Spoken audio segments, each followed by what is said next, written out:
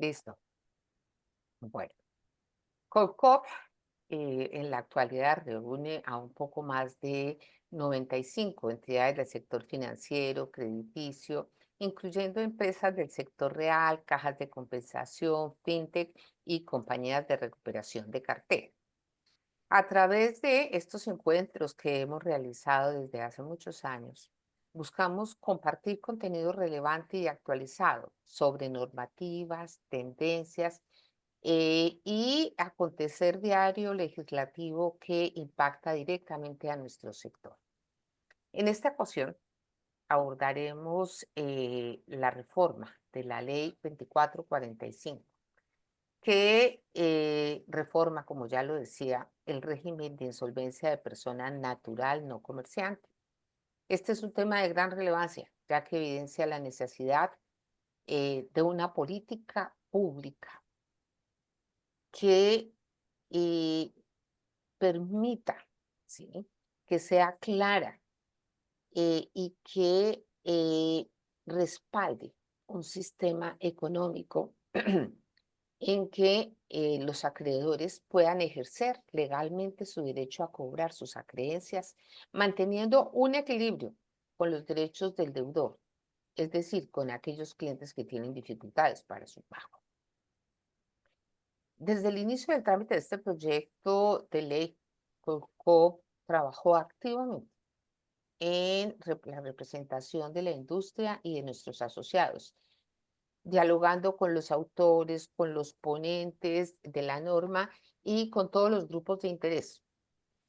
¿Por qué? Porque nuestro objetivo siempre es garantizar la equidad entre el derecho del acreedor y la protección del deudor, como ya lo decía, o como lo llamamos nosotros, de esos clientes en dificultades. Sin embargo, y lamentablemente, muchos de esos avances logrados en ese proceso de discusión, de sensibilización, de entendimiento, esos avances no fueron finalmente considerados en la versión aprobada de esta reforma. Dado el alcance y el impacto de la misma, y en conversación con nuestros panelistas, eh, entendimos y que este es, digamos, un abreboca de todo lo que implica esta reforma y que es tan compleja e impacta tantos sectores y tantos procesos que se definió que dentro de un mes aproximadamente realizaremos una nueva sesión. ¿Con qué fin? Para revisar los primeros hallazgos, o sea, los que se den ya en lo que ha entrado en vigencia la ley y de aquí a un mes, esos hallazgos, esos vacíos y esas experiencias que ya se tengan con la aplicación de la ley. ¿Con qué fin? Con el de enriquecer el análisis y tener una visión cada día más clara y completa de sus implicaciones, así como darle el manejo debido en todos los procesos. Bueno, esta sería una charla que llamaríamos lo que faltó, pero por lo pronto nos enfocamos en el conversatorio de hoy.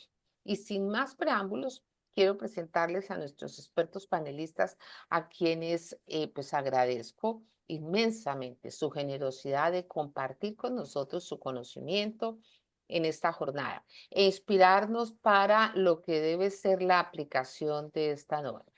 ¿Quiénes son nuestros panelistas? Eduardo Talero, abogado, especialista en Derecho Contractual y Comercial, actualmente gerente jurídico de Serlifin. Además, es miembro de la mesa jurídica de Colcop y en calidad de asociado nos va a acompañar hoy. Diana Talero, abogada especialista en Derecho de Sociedades y actualmente presidenta del Instituto Colombiano de Derecho Concursal. María Fernanda Pavón, abogada especialista en Derecho Comercial, docente en Derecho Procesal y gerente jurídica de Alianza SGP. Es miembro activo de nuestra mesa jurídica y actúa hoy en calidad de asociado de Conco. El doctor David Sotomonte, abogado también, especialista en Derecho de los Negocios y máster en asesoría Jurídica de Empresas y Derecho Comercial, socio de Sotomonte, Sotomonte y Asociados. Ana María Ramírez, abogada especialista en Derecho Administrativo y gerente de cobro activo, quien será la moderadora de este talk en calidad de miembro de la Junta Directiva de Colcom. A todos, mil gracias, bienvenidos a toda nuestra audiencia que ya en este momento está por encima de los 200 participantes.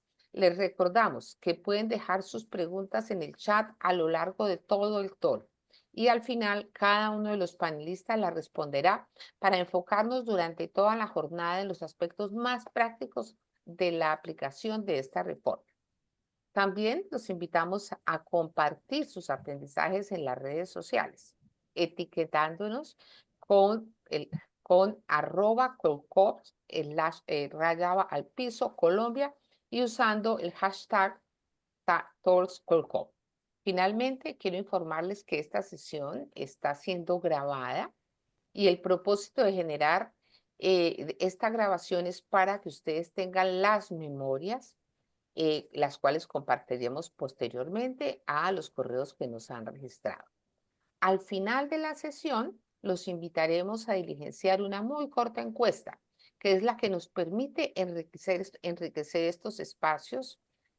Y bueno, sin más preámbulos, doctora Ana María, muchas gracias a todos los participantes y muchas gracias a nuestros panelistas. Ana María, el micrófono es tuyo.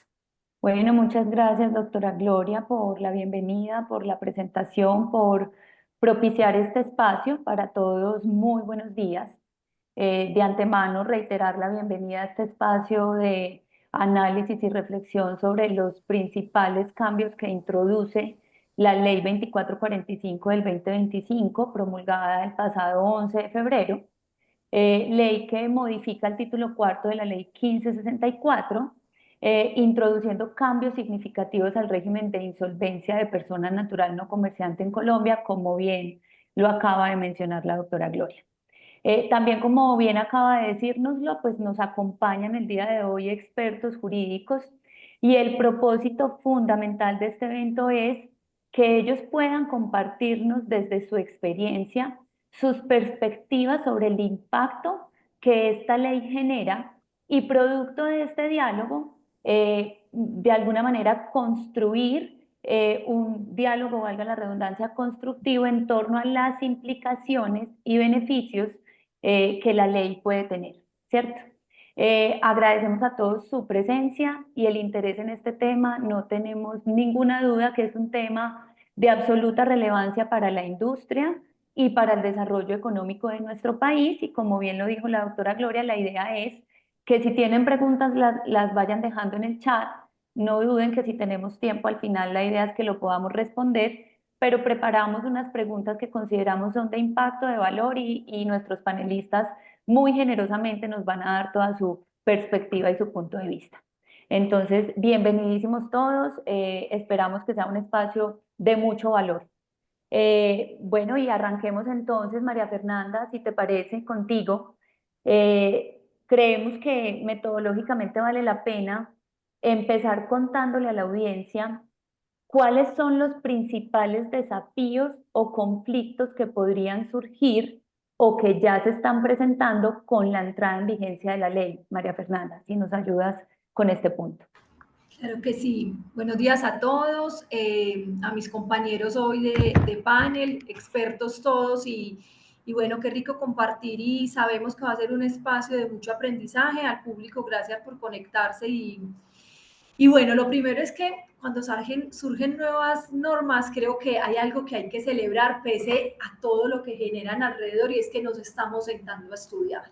Entonces yo creo que desde ahí ya tenemos una primera ganancia. Hoy nos congrega la ley 2445 y como dice Ana, pues ya hay temas, empezó el 11 de febrero, ya estamos a mes y medio larguito y ya hemos visto dudas, dificultades, interrogatorios y mucha curiosidad por los usuarios. No queremos calificar hoy la norma ni como buena ni como mala, nos vamos a ocupar de lo que hoy existe y en lo que estamos y desde ahí lo primero que queremos resaltar es tenemos que saber cómo va a operar esta ley, cómo entra en vigencia. Listo, cuando miramos la vigencia, la ley es muy clara en su artículo 45, cuando nos señala entra en vigencia una vez promulgada y deroga las demás normas. Entonces, ¿con qué nos encontramos hoy? Con que el 11 de febrero de 2025 nos entra una nueva ley que tenemos que empezar a aplicar. Esos primeros días estaba generando dudas, ¿por qué? Porque la ley no dejó claro cómo iba a ser el tránsito legislativo. No obstante, acudiendo a principios, nosotros podemos identificar cómo debe aplicar esta ley. ¿A qué tipo de principios? A principios procesales, como es el tema de la retroactividad, ultraactividad de la ley, la favorabilidad. Y tenemos hoy una ventaja y es que el Ministerio de Justicia se pronunció el 6 de marzo aclarándonos el tema de la ley. ¿Listo? Entonces, hoy con qué nos encontramos y para que todos se vayan con ese mensaje. Todo proceso nuevo se tiene que regir por la 2445. Quien esté solicitando a partir del 11 de febrero y en adelante un trámite de negociación de deudas o las particularidades de liquidación directa que la ley nos permite, deberá regirse por 2445 y ahí está que incluso pueden acudir aquellos pequeños comerciantes que la ley mencionó que son los que tienen menos de 1.000 salarios mínimos en activos. El punto entonces ahora es qué pasa con los procesos que están en curso.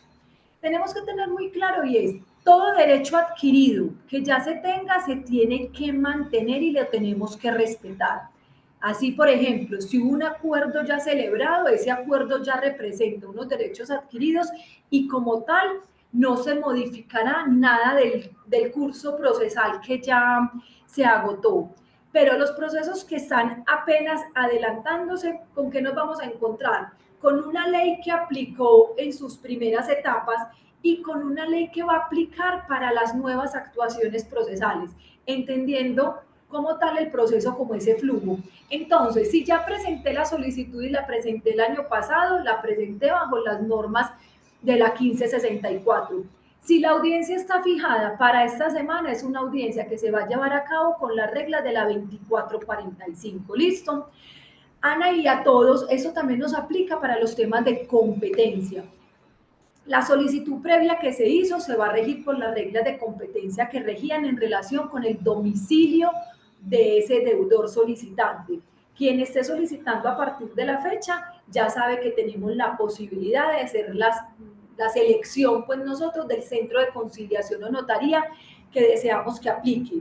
Y finalmente, porque sé que son muchos temas, para darle la palabra a los demás compañeros, los jueces, el juez va a conservar la competencia del proceso que venía atendiendo, no la debería perder. ¿Por qué? Porque ya es un derecho que él tenía previamente adquirido, es mi concepto, con seguridad podrán haber algunas discusiones en cuanto a si debería remitir a otro juez competente, pero nos mantenemos en que ese civil municipal terminará con el proceso que ya venía adelantándose.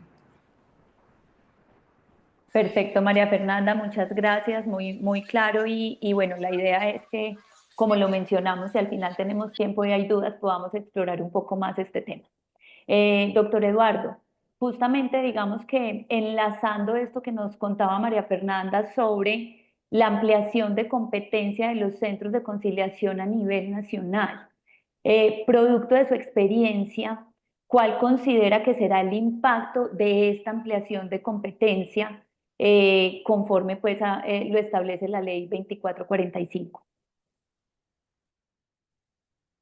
Gracias, Ana María, por tu pregunta. Primero, muy buenos días a todos. Me da mucho gusto estar participando nuevamente en este maravilloso evento que como siempre, tiene la talla y la marca de Colcop. Gracias a la doctora Gloria Ordueña, a mis copanelistas, un panel de las mejores calidades, a la moderadora, por supuesto, y a todos los asistentes a este tema que es de absoluta connotación nacional en el sector en el que nos movemos y en todos los sectores en el mundo jurídico.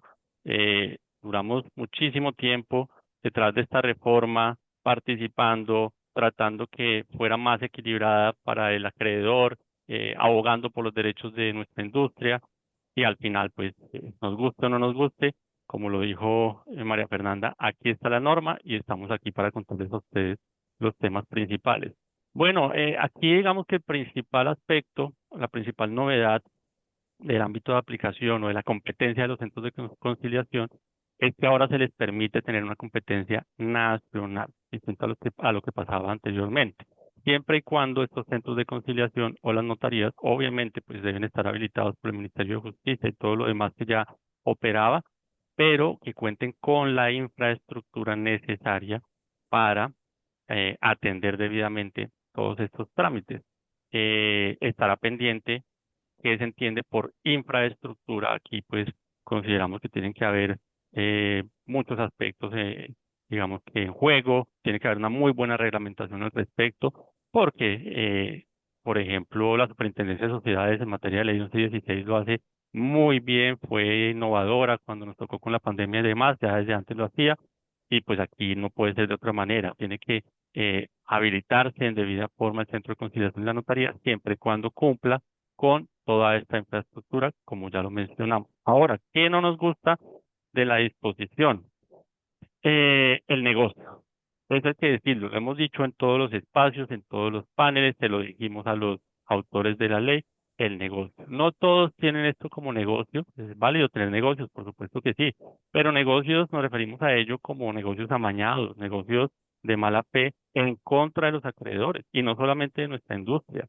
Acreedores, por ejemplo, en muchas ocasiones minoritarios, acreedores indefensos, trabajadores, qué pasa con la señora del aseo que le presta servicios al deudor, ahora pequeño comerciante que puede tener una nómina mucho más grande. Entonces, es inconveniente darle tanto ámbito de aplicación aquí a los centros de conciliaciones cuando ello lo que puede permitir es masificar aún más ese negocio amañado.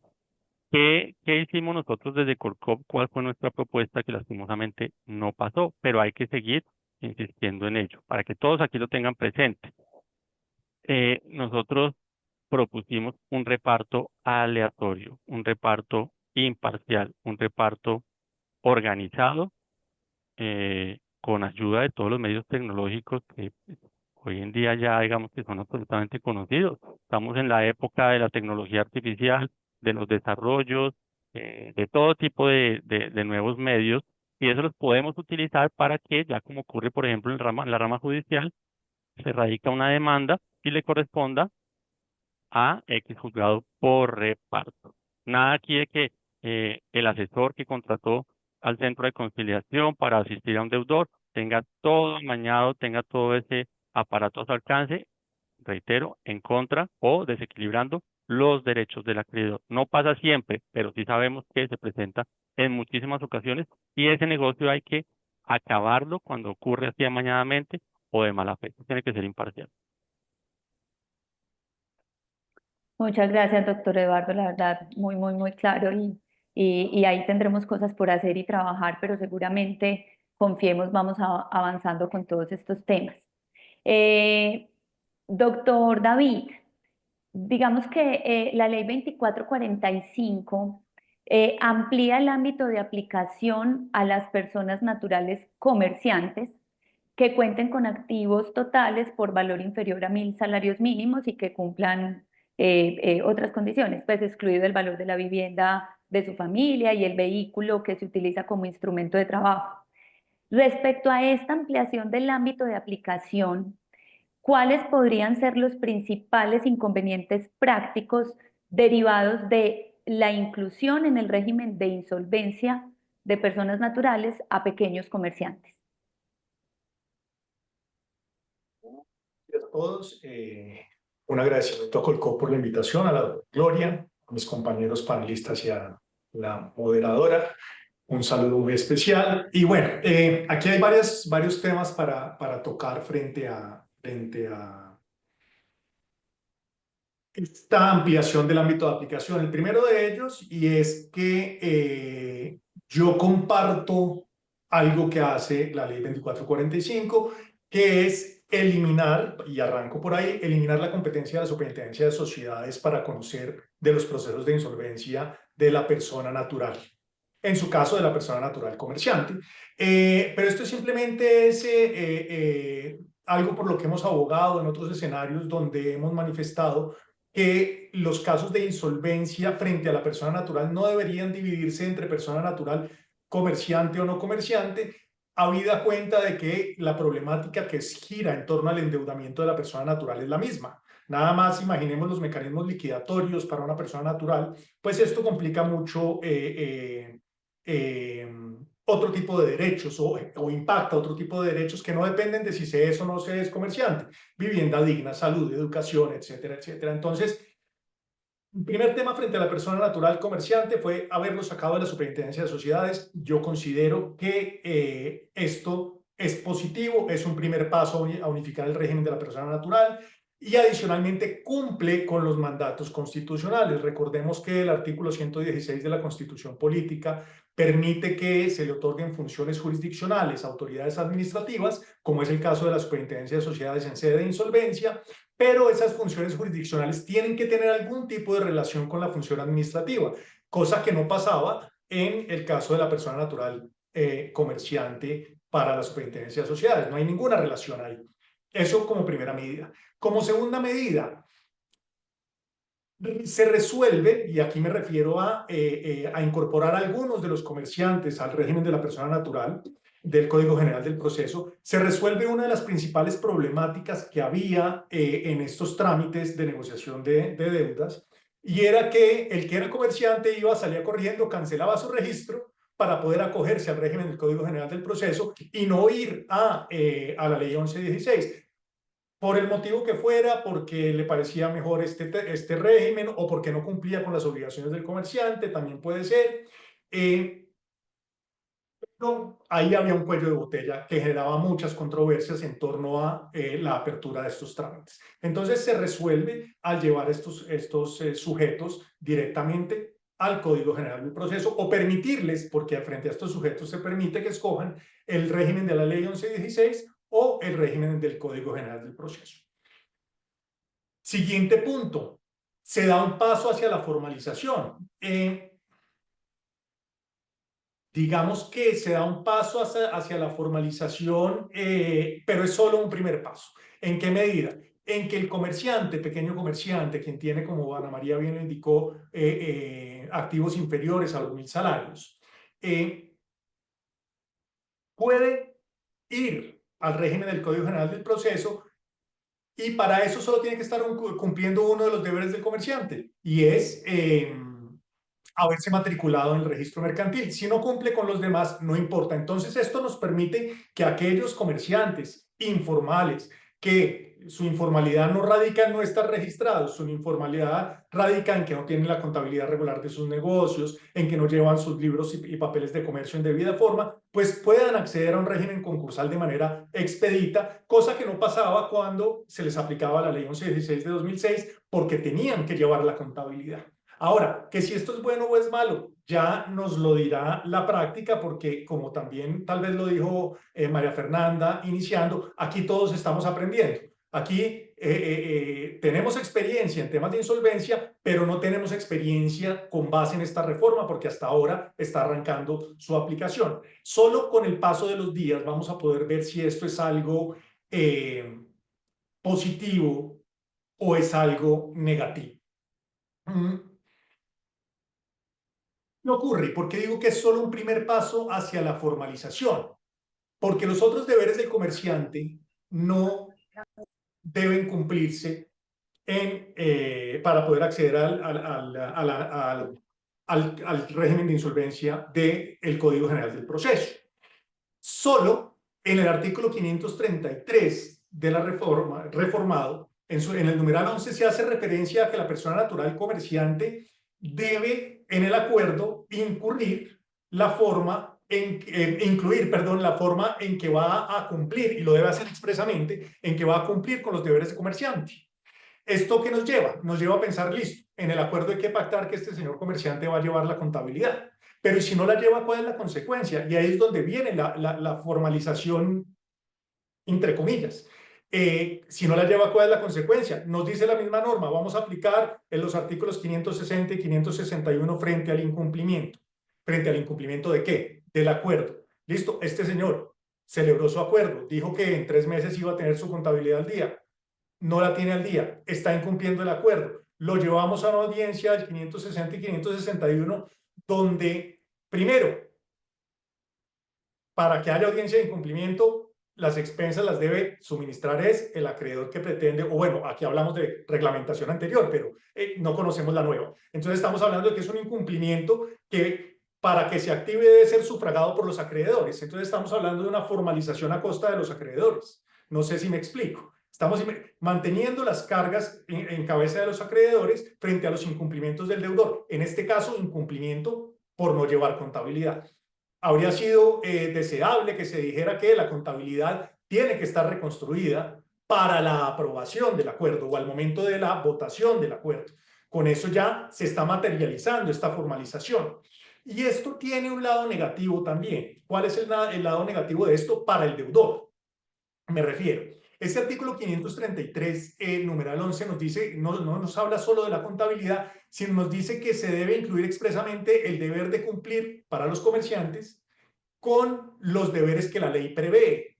Y aquí voy a poner un ejemplo, pero pues mientras no estemos en la práctica, nos basaremos en ejemplos hipotéticos. Y es que a este deudor, persona natural comerciante, le surge una sanción o una condena por competencia desleal.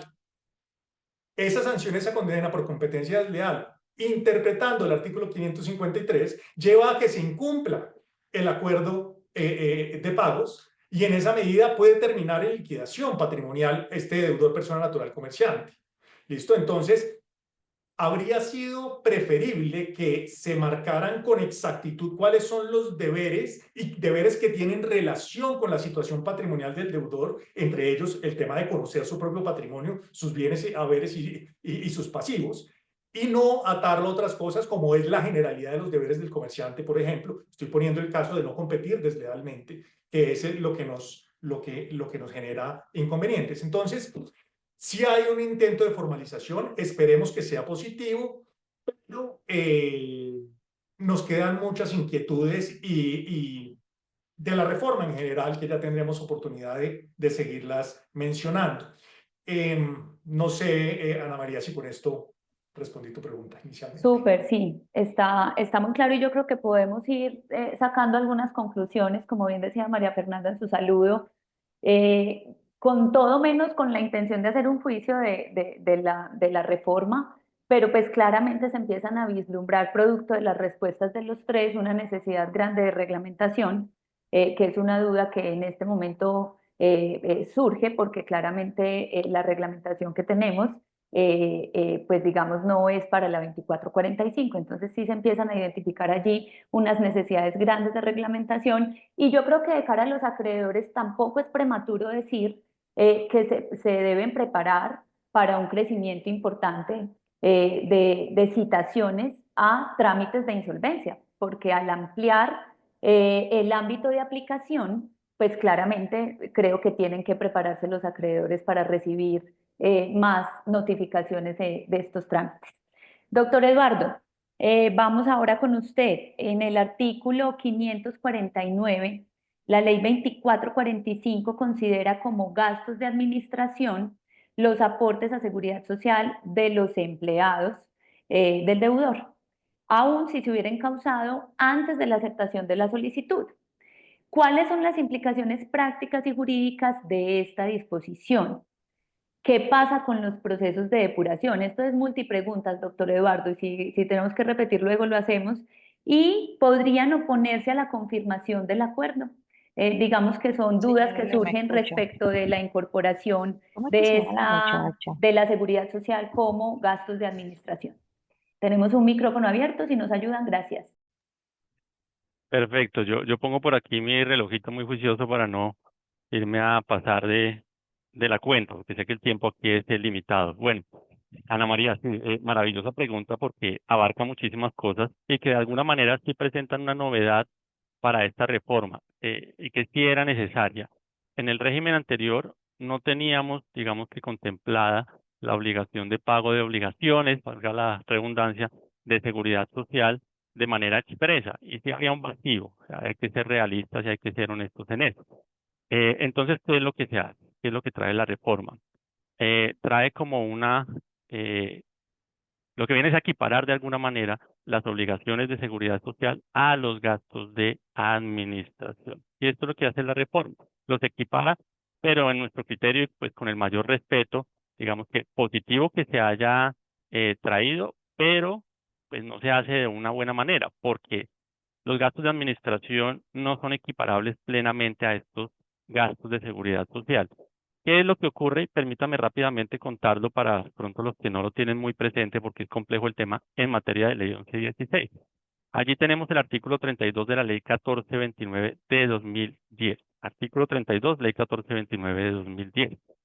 ¿Qué es lo que dice este artículo? Dice que cuando un concursado, cuando una persona que es admitida a un proceso de reorganización o cualquier otro proceso de insolvencia, si presenta esta persona obligaciones de seguridad social eh, o retenciones de carácter obligatorio con el fisco, entre otras, no podrá obtener una confirmación de su acuerdo de reorganización. Esto es lo que dice el artículo que les acabo de mencionar. Artículo que en su momento implicó una novedad porque antes no les permitía a estos deudores ni siquiera ser admitidos a un proceso de reorganización. No les abrían la puerta. Si tenían deudas de seguridad social, retenciones obligatorias con autoridades fiscales, ni siquiera les abrían la puerta. Ahora les abren la puerta, pero deben estar al día, sí o sí, normalizadas las obligaciones al momento de la confirmación.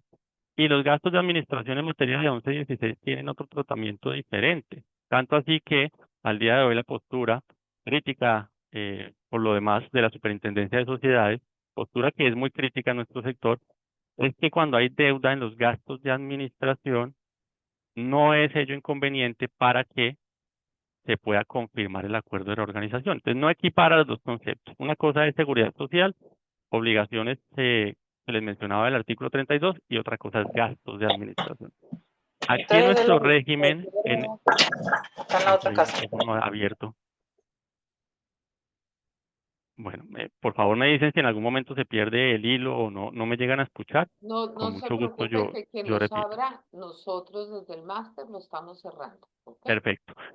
Entonces, hablando del régimen y de la reforma que nos ocupa, viene a ser un mix de obligaciones de seguridad social que, reitero, sí se necesitaba, pero equiparándolas con gastos de administración, lo cual puede no llegar a ser tan conveniente. ¿Por qué? Porque aquí sí, por ejemplo, se dice expresamente que estas obligaciones, si están en mora o no están normalizadas al momento de la celebración del acuerdo de pago, sí serán impedimento.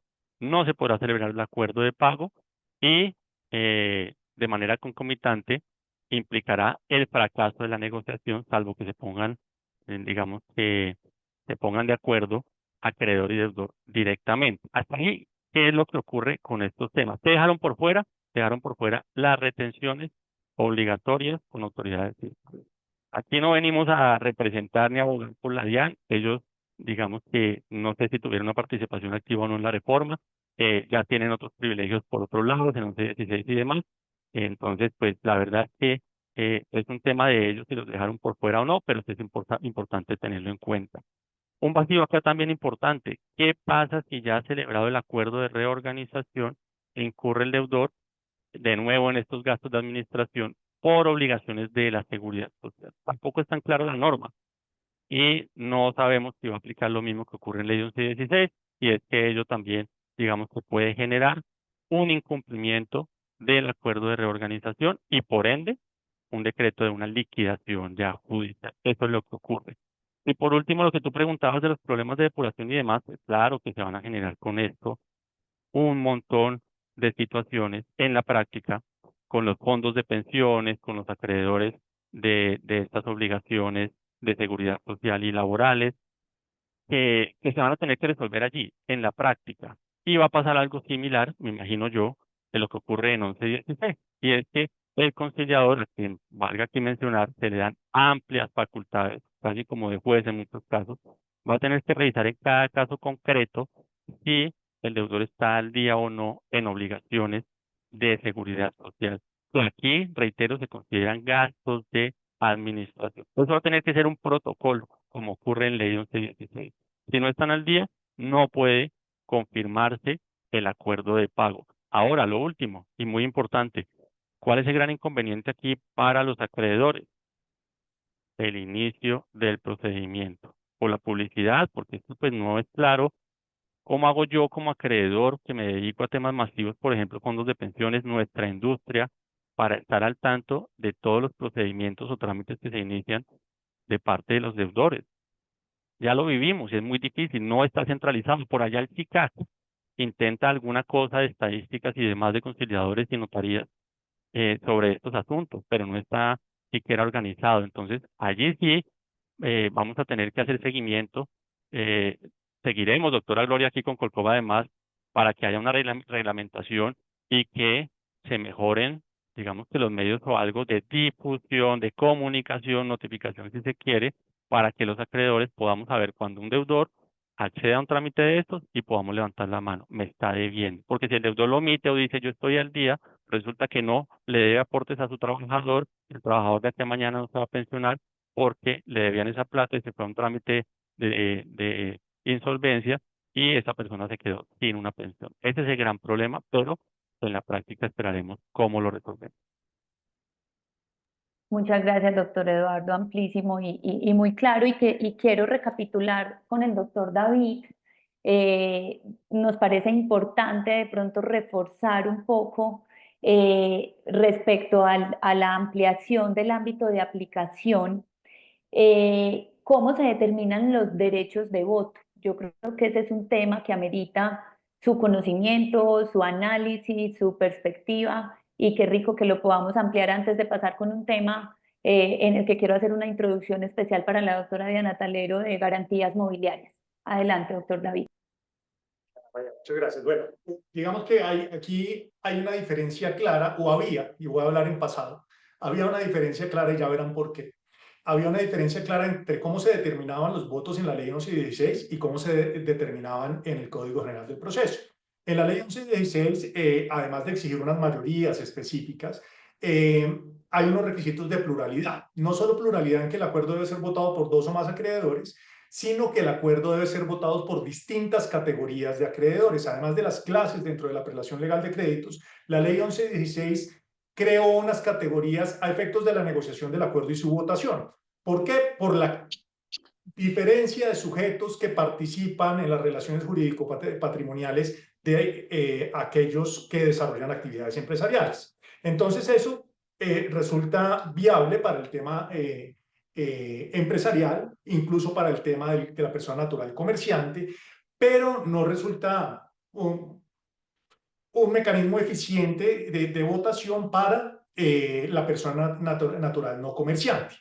¿Cómo se determinaba? Y hablo en pasado, las mayorías o los derechos de voto, mejor, en casos de persona natural no comerciante. Pues sencillamente el artículo 532 nos decía que el acuerdo debería ser aprobado o votado por 2 o más acreedores que representaran el 50% del monto total del capital de la deuda. Y después continuaba haciendo referencia a otros aspectos. ¿Qué pasó con la reforma? Y la reforma en esto tiene lo que para mí es un vacío gigantesco que hace bastante difícil su aplicación, por lo menos en cuanto a negociación de deudas. Y es que la reforma sustituyó esta frase del 50% del monto total del capital de la deuda por el 50% de los votos. Hoy la ley nos dice que el acuerdo se celebra con el 50% de los votos, pero en ninguna parte nos dice la ley 2445 cómo se van a calcular los votos. En esa medida tenemos, más allá de una discusión de si aquí se podrían aplicar o no las categorías, que la respuesta es no, tenemos un vacío muy, muy importante, o más allá de muy importante, tenemos un vacío muy grave cuando la ley que se basa en la celebración, o que el procedimiento recuperatorio se basa en la suscripción de un acuerdo, no nos dice cómo se va a votar dicho acuerdo. Insisto, alguien podrá decir que el parágrafo del artículo 553 es suficientemente claro para saber cómo se contabilizan los votos, pero me voy a tomar el atrevimiento de referirme de manera expresa al inciso segundo del numeral segundo de este artículo 553. Dice que El acuerdo deberá ser aprobado por 2 o más acreedores que representen más del 50% de los votos y deberá contar con la aceptación expresa del deudor. 50% de los votos, que hasta aquí no sabemos cómo se calculan. Y sigue. Para efectos de la mayoría decisoria se tomarán en cuenta únicamente los valores por capital, sin contemplar intereses, multas o sanciones. Sí, vamos a tomar los valores del capital, pero ¿a qué equivale cada monto? No nos dice la ley en ninguna parte. Como estamos atribuyendo derechos, y en este caso derechos políticos con repercusión económica, el legislador debió habernos dicho cómo se calculaba cada voto. Este segundo inciso que les leí, el que arranca para efectos de la mayoría especial, de la mayoría decisoria, perdón, tenía justificación cuando la norma se refería a que el acuerdo era votado por 2 o más acreedores que representaran el 50% del monto total del capital de la deuda, porque ahí nos está estableciendo los parámetros claramente para establecer la votación. Y cada peso de capital pues equivale a un voto. Aquí no sabemos a qué equivale cada peso de capital. Luego, creo que se requeriría una reforma de la reforma para arreglar uno de los múltiples baches que se van quedando en el camino. Muchísimas gracias, doctor David, muy claro y creo que sí es una preocupación que es grande y que es común y que bueno, vamos a esperar en la práctica con qué nos encontramos, pero realmente vale la pena ahí hacer hincapié en ese punto. Doctora Diana, vamos con usted y quisimos que usted nos acompañara en los temas que tienen que ver con garantías mobiliarias. Colcov es la asociación que agrupa la industria de gestión de recuperación. En nuestro público seguramente tenemos un sinnúmero de empresas de cobranza, abogados que se dedican a la gestión de recuperación y también originadores. Valoramos muchísimo la ley de garantías mobiliarias, sentimos que sus propósitos de facilitar el crédito, el acceso al crédito, agilizar los procesos de ejecución, se cumple a cabalidad con la ley de garantías mobiliarias y digamos que con la reforma, quiero ser muy amplia en la pregunta, usted puede ser muy específica en la respuesta y muy profunda, pero quiero ser muy amplia porque no quiero sesgar a solo un punto de garantías mobiliarias. Y básicamente es justo eso, respecto a las garantías mobiliarias en el marco de los procesos de insolvencia, de qué manera las disposiciones que incorpora la 2445 impactan los derechos de los acreedores garantizados. Entonces el micrófono es suyo, Doc, y adelante. Bueno, todavía con los buenos días y muchas gracias a Colcov, doctora Gloria, como siempre, usted es muy querida de tenernos en consideración para hablar de estos temas tan interesantes y en particular este tema que pues despierta mi interés académico y en la práctica profesional, puesto que la estructuración de crédito garantizado se convierte, como lo decía Ana María, en uno de los productos financieros, digamos, que tienen muchas de las instituciones asociadas en Colcov y cuya preocupación no es menor. En la medida en que se expide la ley 1676 en el año 2013 y ya más de 10 años de su implementación, tenemos una ampliación de productos financieros garantizados, digamos, importante y sobre todo, y algo que le interesa al gremio, pues una difusión, implementación y desarrollo de los mecanismos de ejecución de las garantías, digamos, de manera muy efectiva a través de mecanismos como el pago directo y como la ejecución especial de la garantía, que se han convertido realmente en una estrategia de recuperación mucho más efectiva que los procedimientos tradicionales de ejecución judicial, incluyendo entre ellos, obviamente, el mecanismo de adjudicación y de ejecución especial previsto en el 461 y 462 del Código General del Proceso. En cuanto a los procedimientos de insolvencia, lo que hay que decir es que la ley 1676 introdujo tal vez el mayor cambio en mecanismos de ejecución de procedimientos de insolvencia, no solo referidos a las garantías mobiliarias, y aquí digamos que hace sentido también en los procedimientos de insolvencia de la ley 2445, hoy que reformó todo el título cuarto del Código General del Proceso, referidos, digamos, a ejecución de garantías reales. Y ahí, digamos que nos ampliamos un poco el ámbito de aplicación de la norma no solamente a las garantías mobiliarias, que son garantías que se estructuran como seguridad de una obligación con un bien mueble, sino que al igual que en los artículos 50 y 52 de la ley 1676 se refieren, digamos, a un marco más amplio de garantías, incluyendo garantías otorgadas sobre bienes inmuebles. Entonces, estamos dentro de un régimen que regula de manera particular las garantías.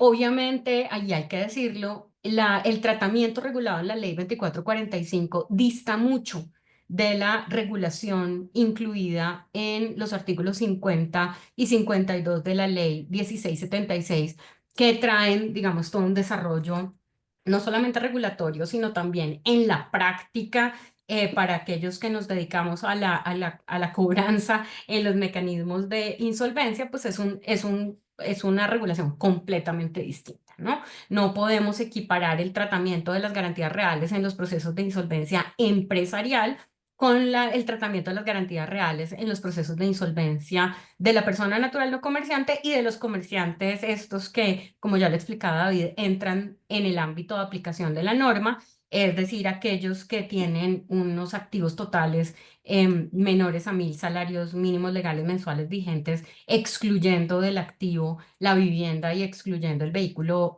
productivo.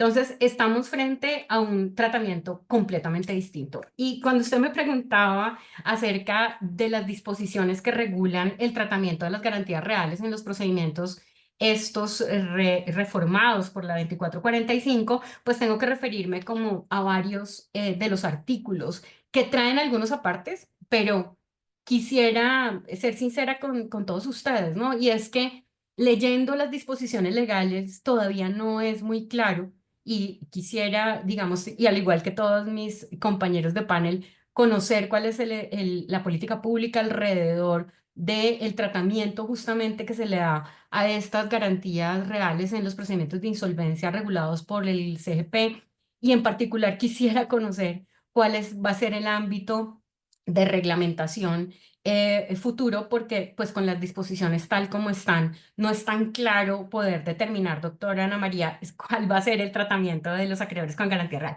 Pero para referirme específicamente a las disposiciones legales que, digamos, tratan sobre el tema de los acreedores garantizados, porque hay que decirlo, en el régimen anterior, que era, digamos, siguiendo una política pública muy similar a la de los procedimientos de insolvencia empresarial antes de la reforma en el 2013, pues los acreedores con garantías reales se licuaban dentro de la masa. Es decir, ellos perdían sus derechos reales efectivamente al interior de los procesos de insolvencia, tanto de negociación de deudas con validación como procedimientos recuperatorios, como en el procedimiento de liquidación patrimonial, con lo cual era posible que los bienes objeto de la garantía fueran de alguna manera dispuestos para el pago de otros acreedores, ¿no? Otros acreedores de otras clases y siguiendo un poco, digamos, como la regla de la prelación legal de créditos, pues aquí los pagos tienen que ver con ingresos futuros. En los procedimientos de recuperación no se paga con los bienes del deudor, pues el deudor hace un compromiso para que con sus ingresos futuros pueda pagar sus obligaciones, pero entonces se limita la capacidad de ejecución del acreedor con garantía real. Digamos, en eso difiere sustancialmente del tratamiento en los procedimientos de insolvencia empresarial. No puede ejecutar su garantía en el procedimiento y tiene que acomodarse a un orden de prelación que se traduce en el orden del pago con alguna, digamos, modificación que ya vamos a mencionar. La primera disposición que habla de los acreedores con garantía de manera indirecta, podría decirse, es el 538, ¿no? Que habla sobre los supuestos de insolvencia, en donde es muy curioso, digamos, la reforma, todavía no acabo de entender cuál es la razón, habló de el cumplimiento del supuesto de insolvencia cuando se han iniciado 2 o más procedimientos de cobro. Y ahí llamo la atención porque el régimen anterior, el régimen reformado, hablaba de procedimientos de ejecución, que son completamente distintos, tienen una naturaleza completamente diferente. Yo te puedo cobrar por teléfono y llamar, mira, Ana María, me estás debiendo 2 millones de pesos, o puedo iniciarte un mecanismo, un procedimiento de ejecución ya con una formalidad distinta y bajo procedimientos completamente caracterizados en el CGP, como sería un procedimiento de ejecutivo, un procedimiento de adjudicación o realización especial de la garantía, pero curiosamente en este artículo se habla de procedimientos de cobro de obligaciones dinerarias. Luego, digamos que quedan completamente por fuera, y eso hay que decirlo, las obligaciones distintas al pago de sumas de dinero. Y es muy curioso porque un deudor puede tener obligaciones de dar, de hacer o no hacer, pero en este ámbito de este mecanismo, digamos, reformado, no se incluyen dentro del mecanismo. Es como si se hubieran excluido de los efectos de la paralización del inicio del proceso las obligaciones distintas al pago de suma de dinero. Y lo otro curioso, digamos, que llama mi atención, es que se refiere a procedimientos de cobro públicos y privados. De nuevo, insisto, no hay una caracterización de esos tipos de procedimiento. Es posible que dentro de ellos se esté refiriendo a mecanismos de ejecución, no lo sabemos, porque en la ley, digamos, en esto sí era muy clara en mencionar los ejecutivos, no tan clara en mencionar los mecanismos de cobro, ¿no? Solo se refiere a un mecanismo de cobro de ejecución especial, y ahí es el único procedimiento de ejecución que se caracteriza, porque además de eso trae el mecanismo de restitución de tenencia por mora, que se llama restitución de bienes por mora, pero acotado a los mecanismos de restitución en el pago de cánones. Uno pareciera pensar que se refiere únicamente a procedimientos de restitución en el ámbito de contratos de arrendamiento o en el ámbito de los contratos de leasing, ¿no? Que deja por fuera el comodato precario, deja por fuera un montón de procedimientos de restitución, y entonces lo que no sabemos es si esos mecanismos van a estar por fuera, excluidos del proceso, o van a estar por dentro. Lo otro es el artículo 539 frente a los requisitos de la solicitud, en donde ahí hace una mención muy particular como parte de las obligaciones de la segunda clase, como asimilando las obligaciones con acreedores vigilados por por la Superintendencia de Economía Solidaria, y ahí entonces se refiere a unos bienes en garantía. O sea, primero se refiere a los sujetos supervisados por la Supereconomía Solidaria, y luego salta a los bienes que pueden ser objeto de la garantía, refiriéndose a aportes sociales individuales y ahorros permanentes, indicando que siempre se podrán tener como acreedores garantizados de la segunda clase cuando cumplan los requisitos de la 1676. Y ahí me temo que, digamos que para que se logre constituir una garantía mobiliaria sobre aportes sociales individuales y sobre ahorros permanentes, se tendría que cumplir con los requerimientos del artículo 34 de la ley 1676, es decir, que se constituya la garantía sobre sumas de dinero que son estas depositadas en cuentas de estos supervisados, con la necesidad de la celebración de un contrato de control, ¿no? Entonces, ahí o cláusulas de control, tenemos un tema que puede ser, digamos, bastante importante para la constitución de garantías de este tipo de entidades. Lo otro es los efectos de la aceptación de la solicitud, en donde la norma de la recuperación asimila o hace un reenvío al artículo 565 de la liquidación patrimonial, en donde ahí sí se refiere a efectos frente al deudor, efectos frente al acreedor, y frente a los acreedores simplemente establece no podrán ejecutar garantías, ¿no? Entonces es como una consecuencia de la aceptación de la solicitud del procedimiento de negociación de deudas, y ahí sí se refiere, curiosamente, ya no a procedimientos de cobro, sino a trámites públicos o privados de ejecución, de jurisdicción coactiva, de cobro de obligaciones dinerarias. De nuevo, el cobro, la cobranza se suspende. O sea, es como si yo pudiera llamar a la entidad de cobranza y decirle, no, no puede cobrar. De ahora en adelante, en un estadio anterior a un mecanismo de ejecución. En ese caso, digamos que no se refiere específicamente sino al procedimiento de ejecución especial de la garantía. De nuevo, tendría uno que hacer una interpretación de si se está refiriendo a los mecanismos extrajudiciales de ejecución de la ley 1676. Frente a la comunicación de la aceptación, es curioso también el 548, porque se refiere a particulares.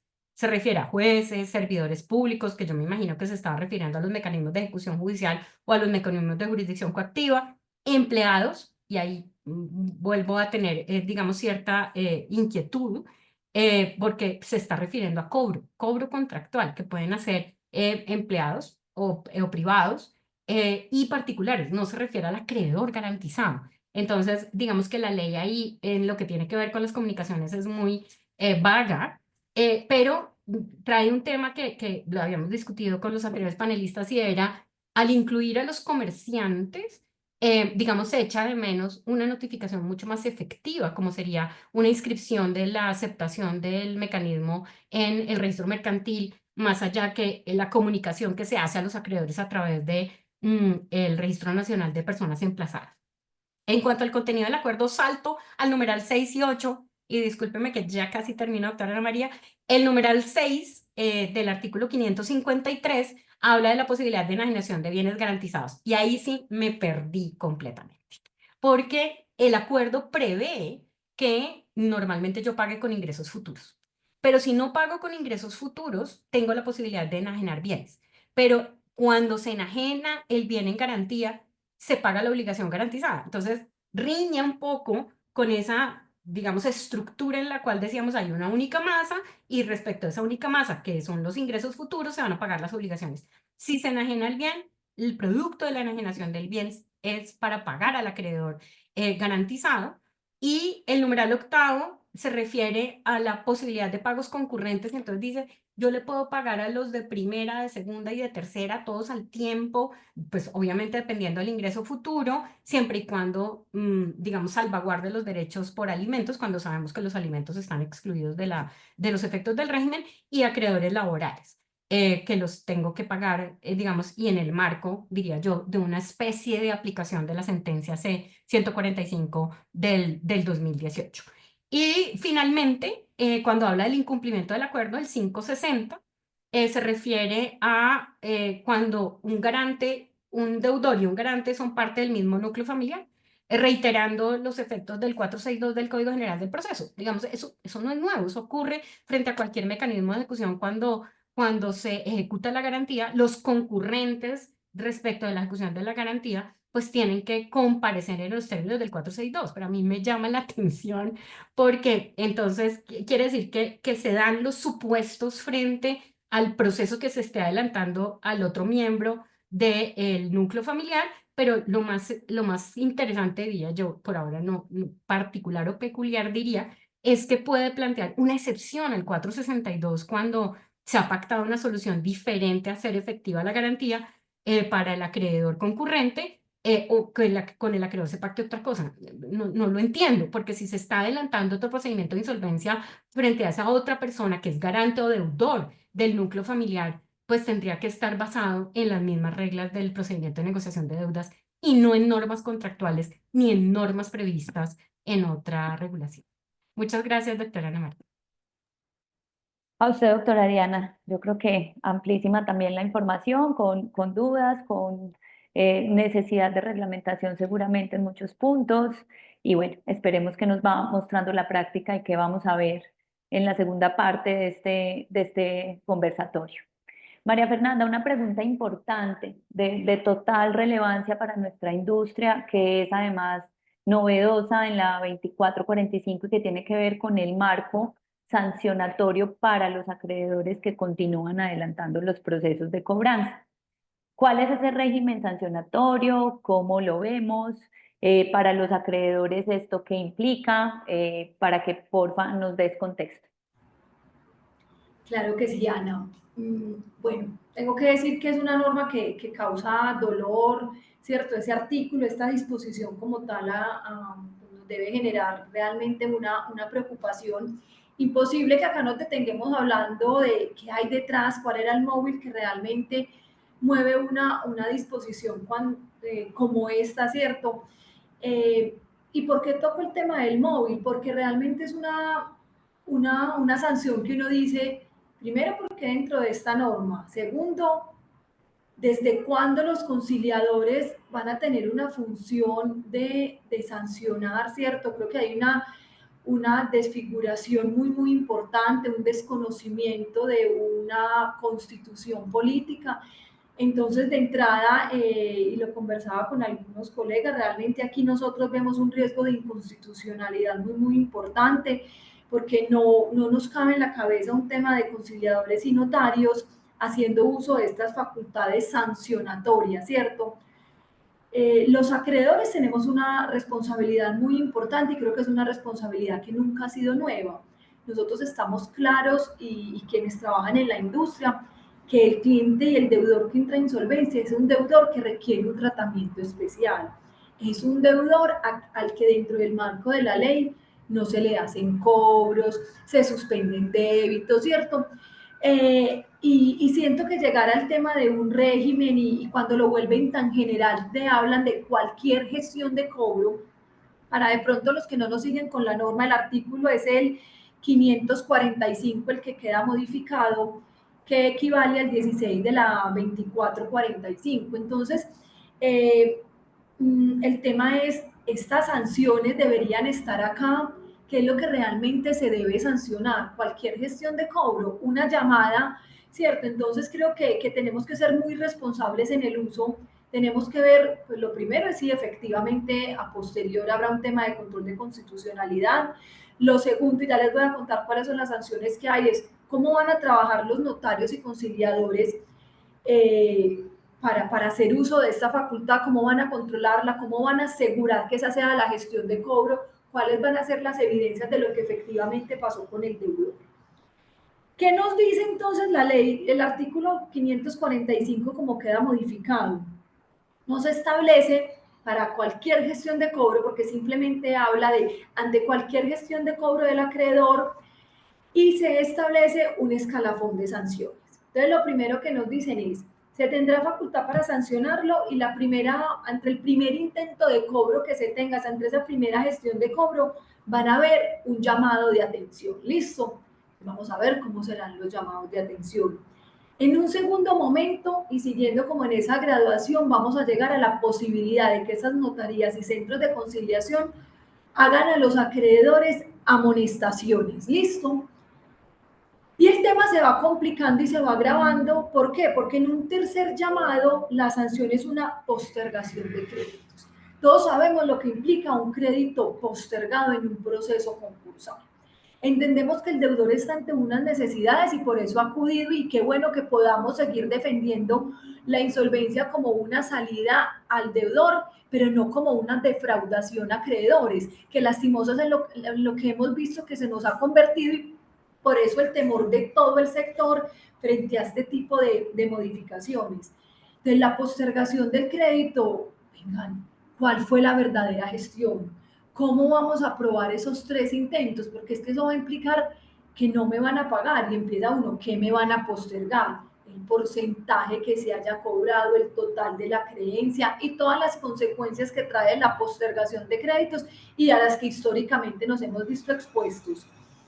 Y finalmente, que es algo muy novedoso, nos remiten a la ley 2300, citando las facultades de la Superintendencia Financiera o de la Superintendencia de Industria y Comercio, para decir que serán estas las autoridades que pueden sancionar, cuando haya ya una cuarta situación, sancionar al acreedor que ejerció labores de cobro, multándolo hasta con un 10% del crédito. No, multándolo por el 10% del crédito. ¿Listo? Entonces, si nos cita la 2300, vale la pena pensar, ya teníamos una norma que dentro del ámbito de la intimidad y eso regulaba cómo son las labores de cobro. Entonces, dentro de las labores de cobro, los acreedores estamos hoy bastante regulados, una gestión formal, sabemos cómo y cuándo debemos llamar. ¿Por qué una segunda norma que me sancione? Porque entonces, por un lado, perfectamente podrá haber incumplimiento de 2300 y me voy a encontrar aquí con un incumplimiento de 2445.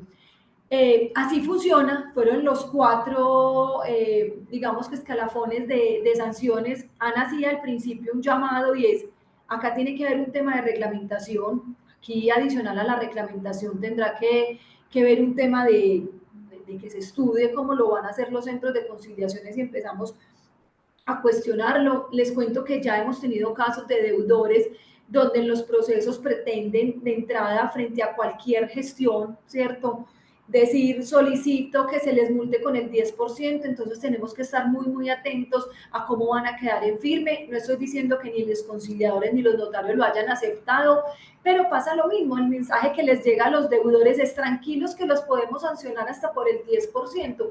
Entonces seamos muy responsables en esa educación al deudor de cómo va a ser, listo, dónde van, cómo las van a modificar, cómo las van a publicitar, cómo le vamos a llegar a los terceros, a ellos, para poder garantizar que no se afecten los derechos que tenemos como acreedores. Entonces, le repito, el artículo es el 545 y bueno, y lo de fondo que quiero que se queden, aparte de los 4 posibles sanciones, es no debería estar esta facultad en cabeza de conciliadores y notarios. Eso desdibuja nuestro orden constitucional.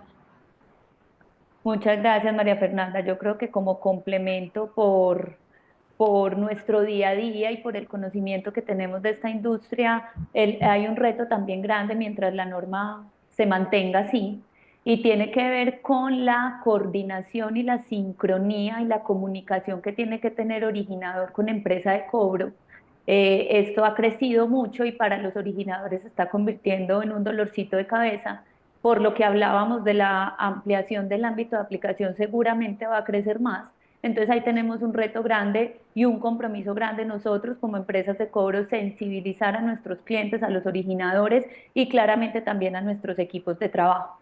Se nos está limitando un poco el tiempo y pues nos va a tocar priorizar algunas preguntas. Yo creo que de cara a la industria me voy a tomar el atrevimiento de priorizar acá algunas y esta va para el doctor David. Y tiene que ver, doctor, producto como se lo mencionaba también en mi saludo a la doctora Diana, con nuestro hacer, con nuestro día a día.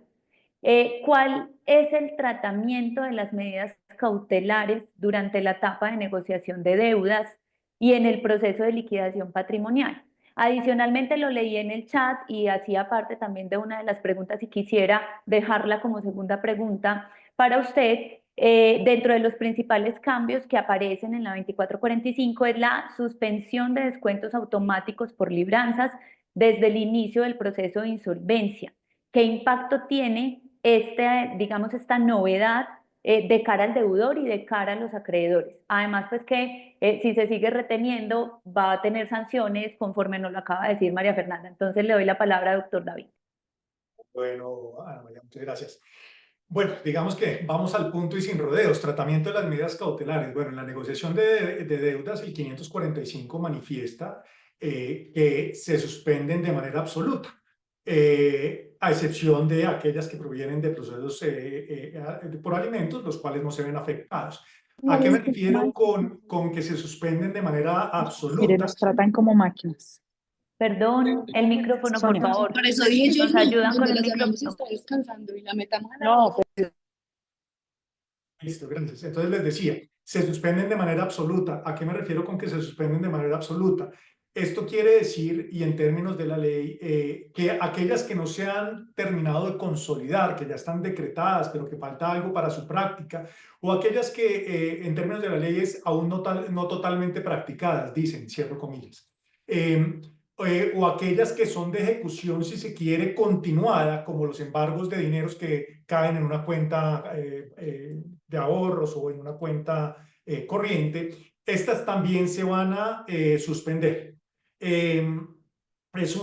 Digamos que ¿en qué está la modificación? La modificación viene en que la ejecución de la medida se paraliza cuando recae, insisto, sobre activos que van ingresando al patrimonio del deudor con el paso del tiempo, los dineros en las cuentas bancarias, por ejemplo.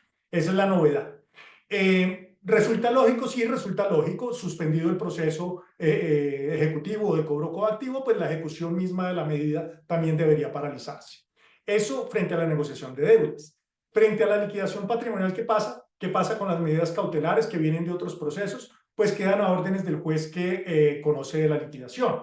Pero aquí hay un detalle nuevo, y es que el juez ordenará, dice la ley, la cesación de los embargos. Esto cancelará o levantará las medidas cautelares sobre salarios, prestaciones, pensiones y cualquier otro emolumento que devengue periódicamente el concursado. Luego, aquí, ¿qué sucede? Además de la suspensión de los procesos, en la liquidación me refiero, perdón, de la remisión e incorporación de los procesos a la liquidación patrimonial, las medidas cautelares allá practicadas, pues lo que se haya ejecutado hasta el momento del inicio del proceso queda en firme. Lo que pase de ahí en adelante, los activos van a ser reintegrados al deudor, ¿cierto? Y las medidas no se van a poder seguir ejecutando. Adicionalmente, se conformará el activo y habrá un embargo y secuestro de los bienes del deudor. Estoy refiriéndome a la liquidación patrimonial.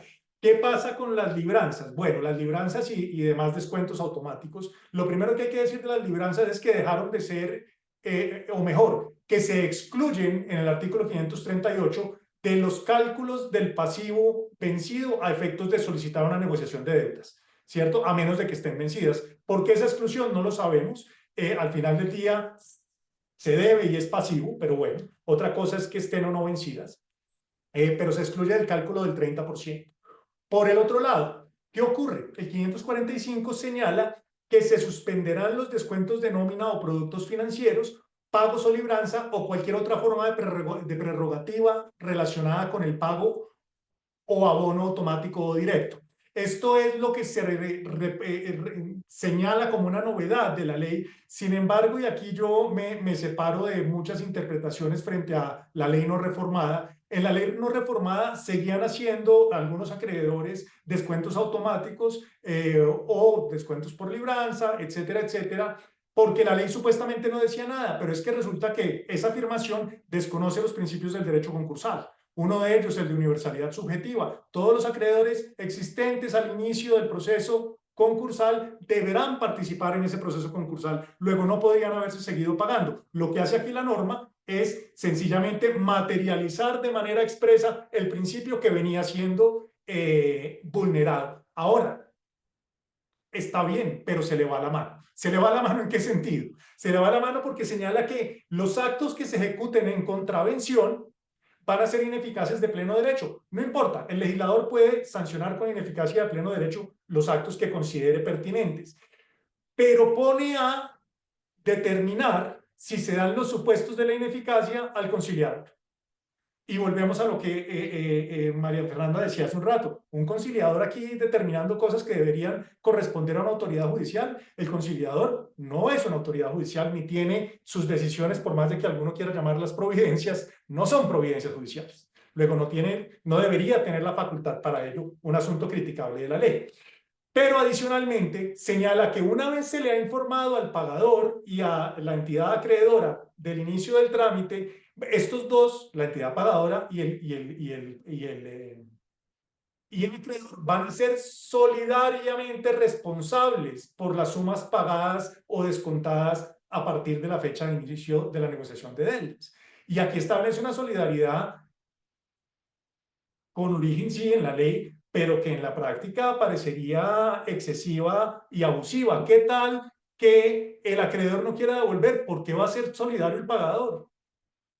¿Por qué va a ser solidario el pagador cuando muchas de estas cosas se manejan vía software? Esto no tiene sentido y tal vez se ve una inclinación a solucionar problemas puntuales y específicos de ciertos sujetos en los trámites y no a una política legislativa que soporte y sustente la modificación normativa que se hizo. Ese es, digamos que brevemente, lo que ocurre con las medidas cautelares y con las libranzas.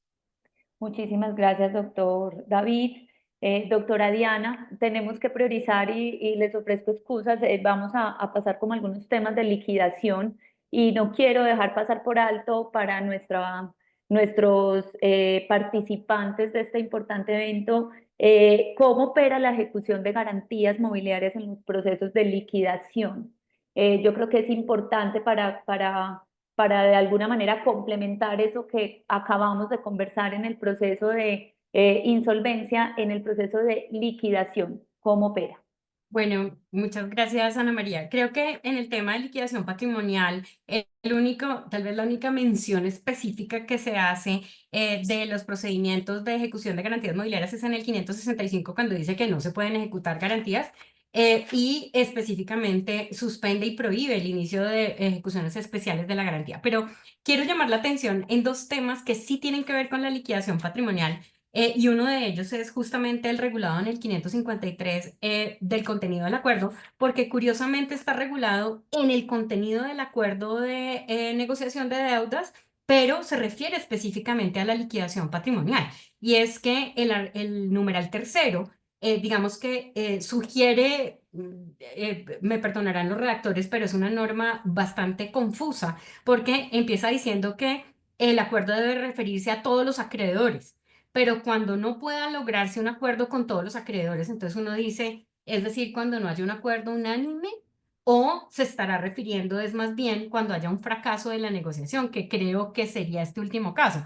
Pero al no hablar técnicamente de fracaso de la negociación, sino de no poder lograr un acuerdo con todos los acreedores, pues abre un boquete muy grande que esperamos, no sé, de pronto sea objeto de reglamentación. Eso quiere decir, digamos que cuando hay un fracaso de la negociación, lo que establece este numeral tercero es que los acreedores con garantías reales pueden llegar a acuerdos bilaterales celebrados en la misma audiencia. Entonces uno dice, ok, estamos frente a un acuerdo que no logró las mayorías, entendemos, y por tanto hay un fracaso, pero los acreedores garantizados pueden lograr acuerdos bilaterales. Yo me pregunto si el acuerdo bilateral debe ser algo más allá que el propio acuerdo de garantía que ya se ha celebrado entre el deudor y el acreedor garantizado, en donde se establece que puede ejecutarse la garantía, puede generarse una, digamos, pago de la obligación garantizada, excluyendo el bien y la obligación de la liquidación patrimonial.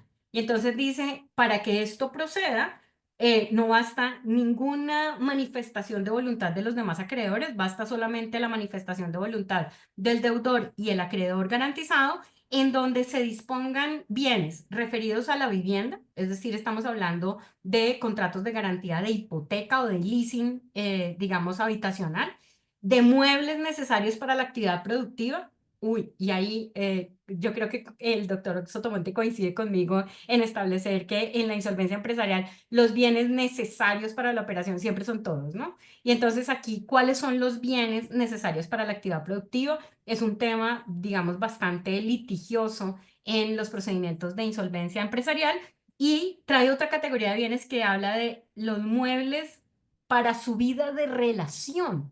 Y entonces ahí sí, pues nada, no tengo una clave de a qué se referirá el régimen cuando habla de los bienes de su vida de relación, pero lo interesante acá es que quedan excluidos de la masa de liquidación y pueden ser pagados al acreedor garantizado en los términos que ellos acuerden, o inclusive pensaría yo en los términos ya acordados, porque nos bastaría levantar la mano y decir, yo tengo un mecanismo a través del cual puedo apropiar este bien en garantía, entonces yo me temo que vamos a tener contratos de hipoteca, mis queridos doctores, que incluyan mecanismos contractuales de pago, como sería una apropiación en pago al haberse habilitado esa posibilidad con la derogatoria de la provisión del pacto pignoraticio. Y solamente me queda una mención, doctora Ana María, usted que está priorizando aquí el tiempo, y es justamente la del contenido del acuerdo regulado en el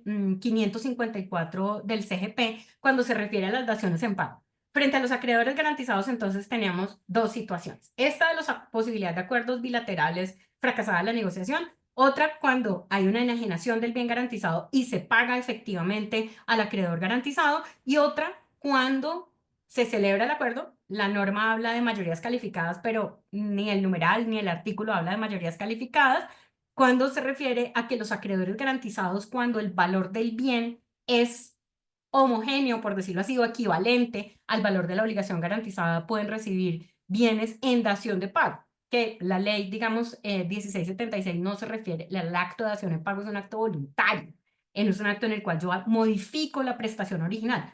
En los contratos de garantía mobiliaria particularmente no hay ese tipo de dación en pago, sino hay una voluntad de apropiación en pago cuando yo pacto el pacto pignoraticio. Entonces, de entrada yo le digo, ¿sabe qué, deudor? Si hay un evento de incumplimiento, usted me paga con el bien. Entonces dice, cuando es equivalente el valor del bien, al valor de la obligación garantizada, procede la dación en pago, que pensaría yo que es más una apropiación en pago, excluyendo de esta forma al acreedor garantizado siempre y cuando no se vulneren derechos de acreedores laborales o de obligaciones por pago de alimentos. Entonces tenemos un cambio sustancial. Hay que ver cómo en la práctica eso funciona. Yo me temo que, digamos, se requiere una reglamentación, como usted mencionaba, doctora Ana María, para que esto pueda ser, digamos, digerible y para que esto pueda ser operativo y práctico. Muchas gracias. A usted, doctora Diana, muchísimas gracias. Doctor Eduardo, yo creo que es importante también, y era una de las preguntas que tenía para usted, muy importante que mencionemos los mecanismos que tiene el acreedor para impugnar el contenido del acuerdo de pago o de sus reformas celebradas en el proceso de negociación de deudas. Habíamos pasado ya un poco a los temas de liquidación patrimonial, pero de cara a lo que hemos visto a lo largo de esta charla, de cara a ese desequilibrio que de pronto puede verse a veces en favor del deudor, ¿qué mecanismos nos entrega la ley de cara a que podamos impugnar el contenido de estos acuerdos? Súper importante, Ana María, y te agradezco por la pregunta porque, como tú lo mencionas, son instrumentos o mecanismos que están a la mano del acreedor y en una norma que desde sus orígenes, desde el espíritu, desde que arrancó el tema de la reforma, mostraba un claro desequilibrio, pues es muy importante echar mano de esos mecanismos o acciones para el acreedor.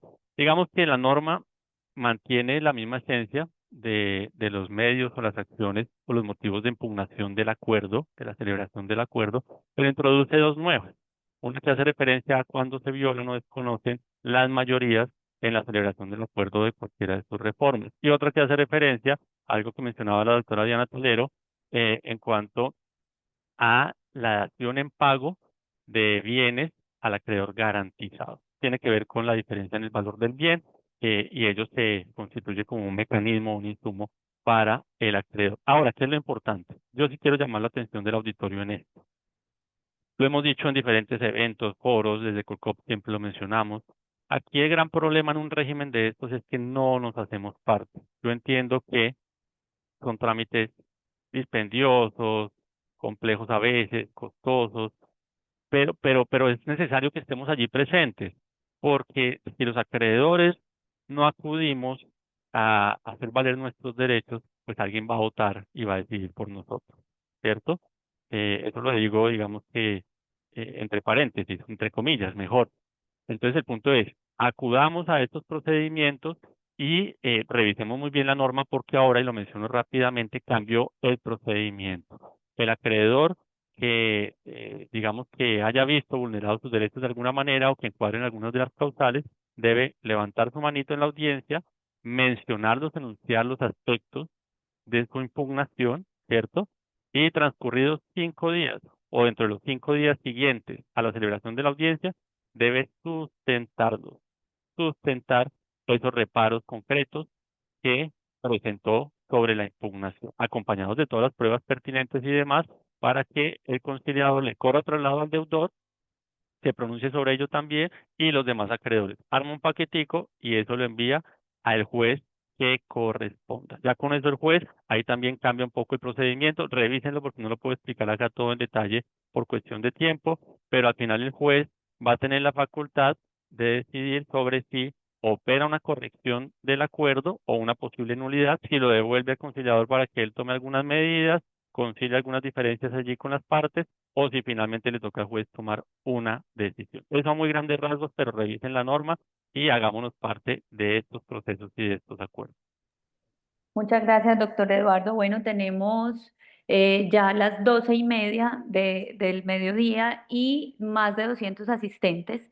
Hay preguntas que se quedan por fuera, pero yo sí quisiera, aprovechando la experticia que tienen nuestros panelistas, darles a cada uno la palabra para que hagan una mención de cierre del tema que consideren relevante que se me haya escapado tener en cuenta en este conversatorio.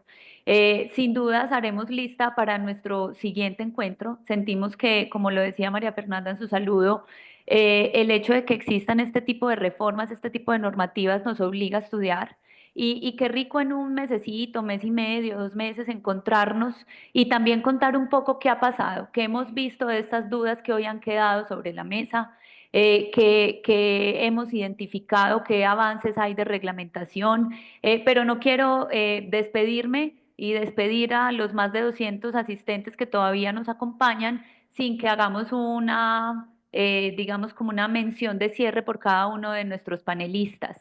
Si le parece, doctor David, arrancamos con usted y seguimos. Yo les voy dando la palabra. Muchas gracias. Muchas gracias. Bueno, digamos que el tiempo no da y para hablar de insolvencia podríamos quedarnos aquí toda la semana y no nos aburriríamos, por lo menos los panelistas, no sé el auditorio, pero bueno, ¿qué se nos queda por fuera? Habrá muchas cosas que solo la práctica nos dirá qué va a pasar, como la que ya citábamos de que aquí no sabemos cómo se votan los acuerdos, por más de que se pudieran intentar extender interpretaciones de algún tipo. Pero, por ejemplo, se nos queda discutir las malas copias del régimen de insolvencia empresarial. ¿A qué me refiero con las malas copias? La ley 1429 de 2010 permitió que el promotor, o mejor, que el representante legal del deudor fuera el promotor con la excusa de ahorrarle plata a la empresa en reorganización. Aquí, para solucionar también temas puntuales, se nos permite designar o pues se permite que el juez designe al deudor como liquidador. En unos casos muy puntuales, dirá alguno, cuando proceda el amparo de pobreza, cuando el deudor lo solicite con el 65% de los acreedores, cuando los liquidadores designados no se posesionen, pero me quedo con la primera y esto es solo para dejar algo de lo que se nos queda entre el tintero. Uno, nombrar al deudor como liquidador desfigura la función del auxiliar de la justicia y su naturaleza imparcial. Me quedo con ese detalle nada más. Y segundo, ¿cuándo procede? Cuando proceda el amparo de pobreza, 151 del Código General del Proceso. Quisiera ver cuántas liquidaciones no se ajustan al amparo de pobreza.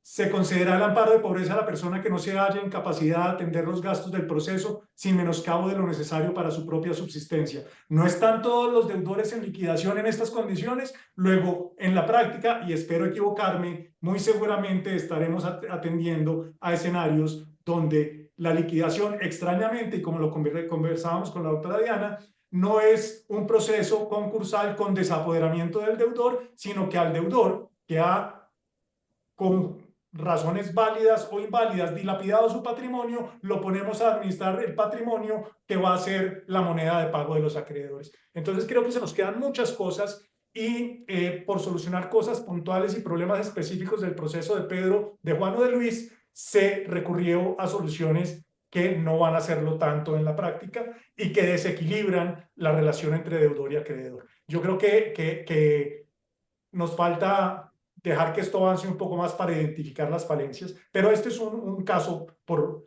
poner los muchos que quedan pendientes. Muchas gracias, Ana María. Muchas gracias a todos. Muchas gracias, doctor David. María Fernanda, cuéntanos por favor tu opinión de cierre. Perfecto. Bueno, yo voy a continuar con la línea de David y al liquidador, pues no solo se le da la opción que nos señalaba David, sino que en las diligencias de entrega se le va a permitir actuar como agente oficioso de los acreedores que no comparezcan para recibir los bienes. Entonces seguimos con funciones adicionales a estos auxiliares de la justicia. En este caso, pues aplicaría que ha sido nombrado como tal y se va a volver un círculo vicioso porque advierten que ese liquidador actuará en representación, que si pasado determinado tiempo el acreedor no comparece, se le pueden ofrecer esos bienes a los demás acreedores para volver a tener diligencia de entrega con quienes aceptaron. Creo que no va a ser de nunca acabar. Creo que si la dificultad que se tiene es que los acreedores no están recibiendo los bienes, entonces limitémonos desde la adjudicación de alguna forma. De lo contrario, no podemos cargarle eso al liquidador, no podemos cerrar los procesos, los costos de esa figura. Y a mí la agencia oficiosa me parece ahí de todas maneras un poco acomodado para llegar en representación de algo. No queda claro si fue un acreedor que votó o participó a lo largo del proceso para llegar a entrar a representarlo.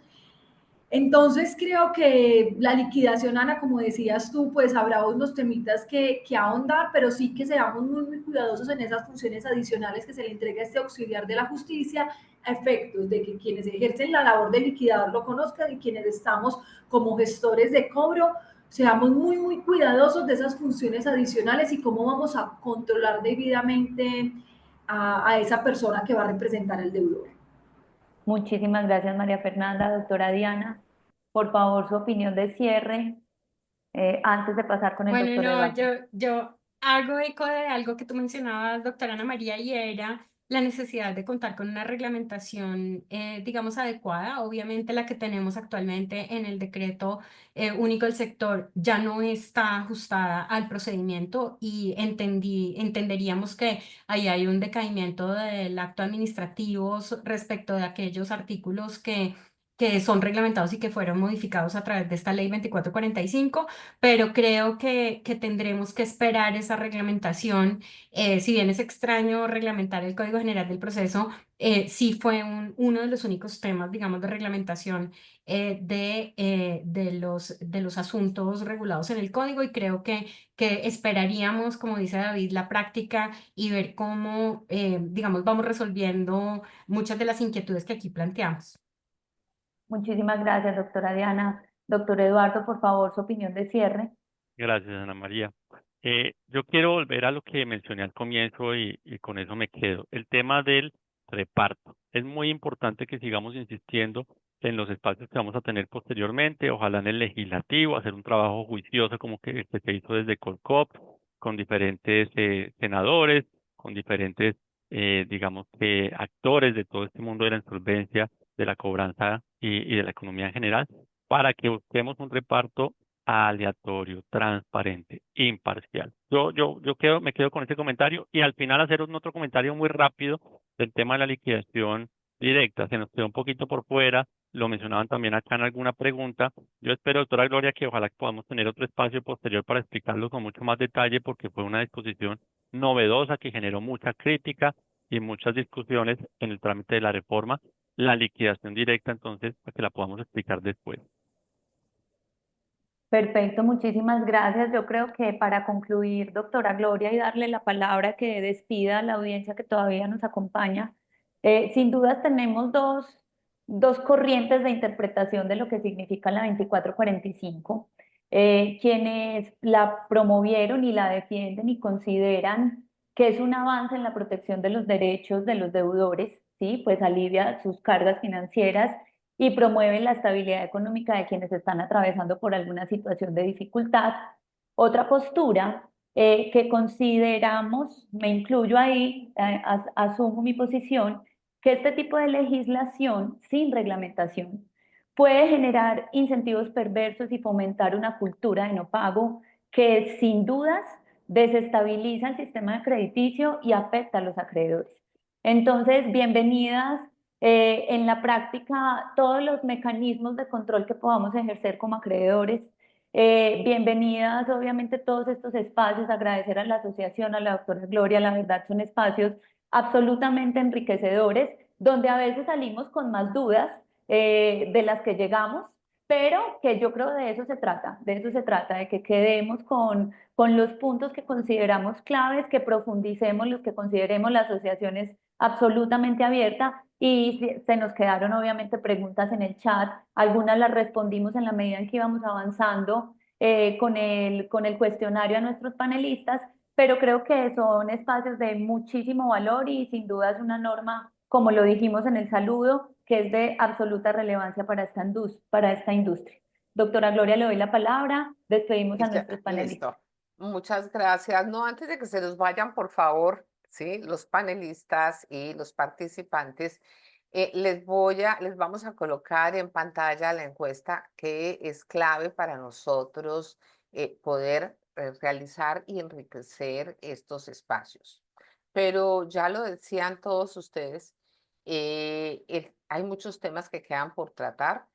Yo creo que sí se aclararon muchas de las dudas y voy a dejarles a los asistentes el correo de contáctenos@colcop.com para que nos hagan llegar esas inquietudes o preguntas que quedaron sin resolver y desde ya, como lo anuncié en un comienzo, es nuestro compromiso para que ustedes se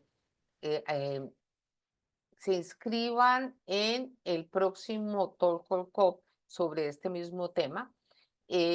Será un poco más de un mes, dando tiempo a que se avance en experiencias y en lo que salga y se decida para la regulación. Ya le decía yo al doctor Eduardo que Colcop desde ya está dispuesta a liderar y representar lo que sea necesario, si es posible, en una mesa de trabajo donde propongamos, donde se trabaje en esa reglamentación, porque creo que es fundamental que todos los actores de la actividad de la recuperación de cartera estemos ahí.